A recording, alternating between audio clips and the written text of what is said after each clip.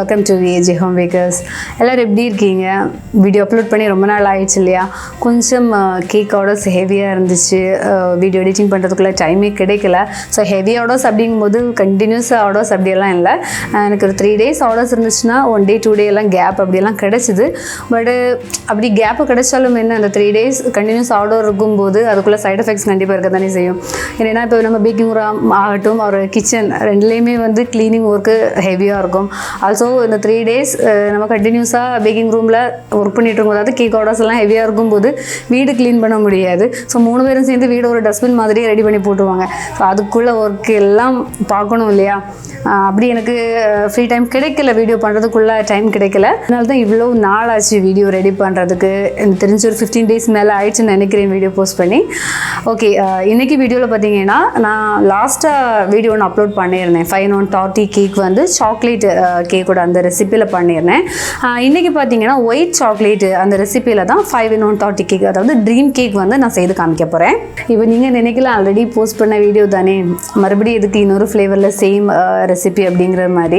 அப்படிலாம் இல்லை. ஏன்னா லாஸ்ட்டு நான் போஸ்ட் பண்ணும்போது நிறைய பேர் கமெண்ட்ஸில் கேட்டிருந்தீங்க, ஏதோ கன்ஃபியூஷன் இருக்கிற மாதிரி எனக்கு ஃபீல் ஆச்சு.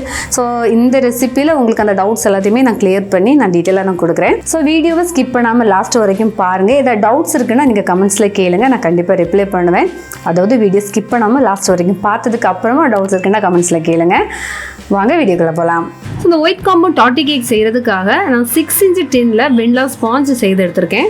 இது பார்த்தீங்கன்னா ஒரு லேயர் அளவுக்குள்ள ஸ்பாஞ்ச் தான் இருக்குது. இது நான் வேறு ஒரு கேக் செய்யும்போது இந்த டாட்டி கேக் செய்கிறதுக்காக மட்டும் நான் செப்பரேட்டாக இந்த 1 லேயர் இருக்கிறது மாதிரியாக ஸ்பாஞ்ச் வந்து நான் செய்து எடுத்துக்கிட்டேன். இப்போ உங்களுக்கு வேணும்னா 1/2 kgக்குள்ளே வெண்ணிலா ஸ்பாஞ்ச் செய்துட்டு அதில் வந்து ஒரு லேயர் ஸ்லைஸ் பண்ணி எடுத்துக்கோங்க. அப்படி இல்லைன்னா 1/4 கிலோக்குள்ளே ஸ்பாஞ்ச் செய்து அப்படி வேணும்னாலும் நீங்கள் எடுத்துக்கலாம். இந்த டின்னோட மெஷர்மெண்ட் டீட்டெயில்ஸ் எல்லாமே நான் உங்களுக்கு லாஸ்ட் வீடியோவில் நான் கொடுத்துருக்குறேன். அதாவது இந்த சாக்லேட் ட்ரீம் கேக் ரெசிபி வீடியோவில் நான் எல்லாமே சொல்லியிருக்கிறேன். நான் லிங்க் டிஸ்கிரிப்ஷனில் கொடுக்குறேன், அந்த வீடியோ பார்க்காதவங்க அதை பாருங்கள். ஸோ நமக்கு இந்த கேக் ஸ்பாஞ்ச் டின்னுக்குள்ளே நிற்கிறது மாதிரியாக கரெக்டாக அந்த டின் சைஸுக்கு நம்ம கட் பண்ணி எடுத்துகிட்டு டின்னுக்குள்ளால் வச்சு விட்டுக்கலாம். நீ இந்த ஸ்பாஞ்சில் சுகர் சிரப்பு வச்சு நல்லா சோக் பண்ணி எடுத்துக்கலாம். இது கொஞ்சம் அதிகமாக சுகர் சிரப் இருந்தாலும் பிரச்சனை இல்லை, நல்ல கொஞ்சம் வெட்டாகிறது மாதிரியாக நம்ம சோக் பண்ணிக்கலாம்.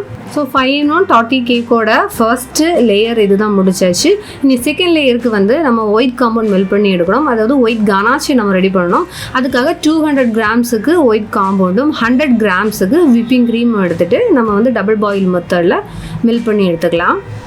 உங்களுக்கு நான் இந்த வீடியோவில் 1/2 kgக்குள்ளே அந்த டாட்டி கேக்கோட மெஷர்மெண்ட்ஸ் தான் நான் கொடுக்குறேன்.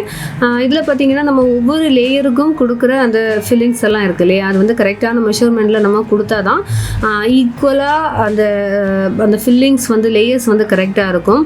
ஆல்சோ நமக்கு வந்து 1/2 kgக்குள்ளே வெயிட்டும் கிடைக்கணும். ஓகே, நான் இப்போ அதுக்கு கேல்குலேட் பண்ணி தான் நான் உங்களுக்கு இந்த மெஷர்மெண்ட்ஸ் எல்லாமே கொடுத்துருக்கேன். ஸோ நான் அதில் வந்து நான் இப்போ கொடுத்துருக்கிற மெஷர்மெண்ட்ஸ் எல்லாம் நீங்கள் கரெக்டாக எடுத்தாலும் ஓகே, ஒரு 5 grams போல் கொஞ்சம் எக்ஸ்ட்ராவாக எடுத்தாலும் ஓகே. ஏன்னா நம்ம ஃபுல் இப்போ 50 grams எடுக்கிறோம் அப்படிங்கும்போது அந்த 50 grams-மே நம்ம அந்த டின்னில் ஃபில் பண்ண மாட்டோம். கொஞ்சம் ஸ்பூன் அந்த பவுலில் எல்லாம் வேஸ்ட்டு போயிடும் இல்லையா. ஸோ அதனால் கொஞ்சம் ஒரு 5 grams போல் ஒவ்வொரு இன்க்ரீடியன்ட்ஸ்லேயுமே எக்ஸ்ட்ராவாக நீங்கள் எடுத்து செய்துக்கோங்க. ஆல்சோ நம்ம இந்த ஒயிட் காம்பவுண்ட் கனாஷ் நம்ம ப்ரிப்பேர் பண்ணும்போது இதில் 1 tablespoon அளவுக்கு பட்டரும் சேர்த்து நம்ம டபுள் பாயில் பண்ணி மெல்ட் பண்ணி எடுத்துக்கலாம். இது வந்து கொஞ்சம் டேஸ்ட் நல்லாயிருக்கும் பட்டர் ஆட் பண்ணும்போது. ஸோ இது கம்ப்ளீட்டாக மெல்ட் ஆனதுக்கப்புறமா கொஞ்சம் நேரம் கூலாக விடலாம். ஸோ இந்த கனாஷி பார்த்தீங்கன்னா 2nd and 3rd லேயருக்காக தான் செய்கிறது.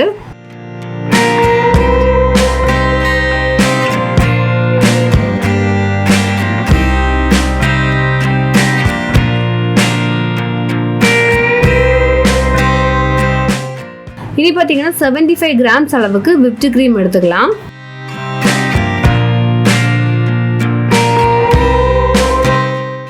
இனி நம்ம மெல்ட் பண்ணி வச்சுருக்கிற அந்த ஒயிட் காம்பவுண்ட் கனாஷியை வந்து இதில் கொஞ்சம் ஆட் பண்ணிக்கலாம். இந்த மெஷர்மெண்ட்டெல்லாம் இல்லை, கொஞ்சமாக ஆட் பண்ணிக்கலாம்.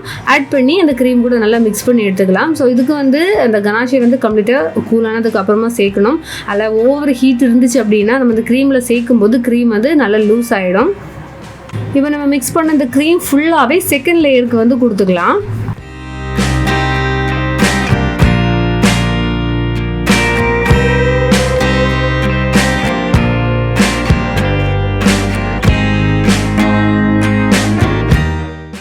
இனி பேலன்ஸ் இருக்கிற அந்த ஒயிட் காம்பவுண்ட் கனாஷில் கொஞ்சம் நட்ஸு வந்து ட்ரை ரோஸ்ட் பண்ணி அதை க்ரஷ் பண்ணி எடுத்திருக்கேன்.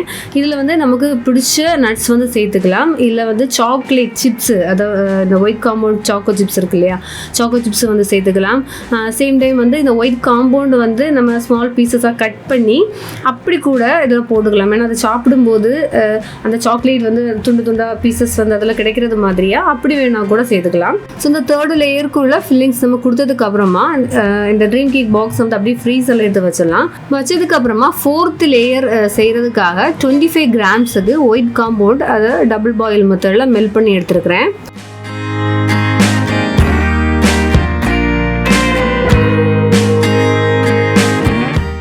ஸோ இது நம்ம ஃப்ரீசரில் ஒரு 15 மினிட்ஸ் வைக்கும்போதே நல்லா செட் ஆகி கிடைக்கும். அதாவது தேர்ட் லேயர் ஃபில் பண்ணதுக்கு அப்புறமா. ஸோ அதுக்கப்புறமா தான் நம்ம வெறும் பிளெயினாக சாக்லேட் வந்து மெல்ட் பண்ணதை வந்து ஃபோர்த் லேயருக்கு கேக்குக்கு மேலே கொடுக்குறோம். இந்த லேயர் பார்த்திங்கன்னா ரொம்ப நைஸ் லேயராக இருக்கணும், ரொம்ப தின்னாக இருக்கணும். அப்போ தான் நம்ம அந்த ஸ்பூன் வச்சு பிரேக் பண்ணி அது சாப்பிட்ற டைமில் வந்து பிரேக் ஆகி கிடைக்கும். ரொம்ப திக்காக இருந்துச்சுன்னா பிரேக் ஆகாது. 25 கிராம்ஸ் தான் கரெக்ட் மெஷர்மெண்ட். ஸோ அது கரெக்ட் திக்னஸுக்கு நமக்கு இருக்குது. அது ஸ்பூன் வச்சு பிரேக் பண்ணும்போது கரெக்டாக அது பிரேக் ஆகி கிடைக்கும். ஸோ இந்த ஃபோர்த் லேயர் நம்ம ட்ரீம் கேக் பாக்ஸ் மேலே ஃபில் பண்ணதுக்கு அப்புறமா ஃப்ரீசரில் வைக்க வேண்டிய தேவையில்லை. நார்மல் அந்த கூலிங்கில் வச்சா போதும். ஆக்சுவலி நம்ம ஃப்ரீசர்லேயே வைக்கணுங்கிறது கூட கிடையாது. நான் ஃப்ரீசர் ஏன் சொல்கிறேன்னா அடுத்தடுத்த ஸ்டெப்ஸ் வந்து நம்ம உடனே செய்து அதை கம்ப்ளீட் பண்ணுறதுக்காக தான் நான் ஃப்ரீசர் சொன்னது. இல்லை நார்மல் நம்ம கூலிங்லேயே வச்சு கூட செய்துக்கலாம். ஸோ ஒரு 5 மினிட்ஸ் நம்ம ஃப்ரிட்ஜில் வச்சு எடுத்தாலுமே நமக்கு அந்த ஃபோர்த் லேயர் நல்லா செட் ஆகி கிடைக்கும். ஸோ லாஸ்ட்டாக 5th லேயருக்கு கொஞ்சம் ஐசிங் சுகர் இந்த டின்னோட டாப் லேயர் ஸ்ப்ரெட் பண்ணி கொடுத்தா போதும். அவ்வளோதான் 5-in-1 டார்ட்டி ஒயிட் காம்பவுண்ட் கேக்கு ரெடி ஆயிடுச்சு. ஸோ இந்த கேக் பார்த்தீங்கன்னா நம்ம ஒரு 3 to 4 days வரைக்கும் ஃப்ரிட்ஜில் வந்து ஸ்டோர் பண்ணிக்கலாம்.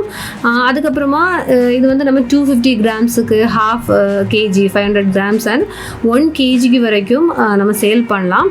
இதில் வந்து நம்ம 500 கிராம்ஸுக்கும் 1 kgக்கும் இந்த டைப்பில் இப்போ ரெட்டு நான் காமிச்சிருக்கேன்ல, சேம் இதில் கோல்ட் கலரில் இந்த மாதிரி 2 கலர்லேயே நமக்கு கேக் மெட்டீரியல் மேக்ஸிமம் இப்போ எல்லா ஷாப்ஸ்லையுமே வந்து இந்த ட்ரீம் கேக் பாக்ஸ் வந்து அவைலபிளாக இருக்குது. இப்போ 250 கிராம்ஸுக்குள்ளது பார்த்தீங்கன்னா இப்போ நான் காமிச்ச அந்த ரெட் பாக்ஸோ கோல்டு பாக்ஸ் அப்படியெல்லாம் இருக்காது. அதுவே பார்த்தீங்கன்னா இந்த மாதிரி நான் இப்போ யூஸ் பண்ணியிருக்கிறது வந்து ஆக்ரலிக் பாக்ஸு.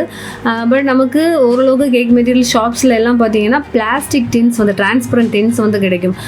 ஒரு சில பேர் வந்து ப்ரௌனி எல்லாம் அதில் வச்சு சேல் பண்ணுவாங்க. ஸோ அந்த டைப்பில் உள்ள டின்ஸ் வந்து அவைலபிளாக இருக்குது. ஸோ இந்த ஒயிட் காம்பவுண்ட் டார்ட்டி கேக்கோட ப்ரைஸ் பார்த்தீங்கன்னா நான் dark and white 2 tart கேக்குக்குமே same ப்ரைஸுக்கு தான் நான் சேல் பண்ணுறேன். ஸோ இது ஆவரேஜாக நம்ம 1200லேருந்து 1600 800 வரைக்கும் எங்கள் ஏரியாவில் வந்து சேல் பண்ணுறாங்க.